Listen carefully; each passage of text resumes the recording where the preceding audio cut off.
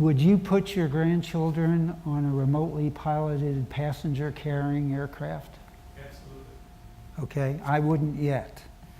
Maybe in 30 years, 20 years. But I think that the bottom line is that remote operations are excellent at a number of things. But for example, another question, would you put a nuclear weapon on a remotely piloted aircraft? Yes. Okay, I wouldn't. Okay. So the bottom line is, I think that this is an area that will mature.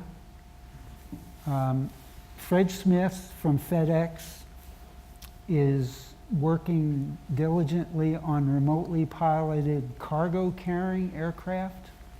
That works for me. Lots of reasons to do that, both economic and otherwise.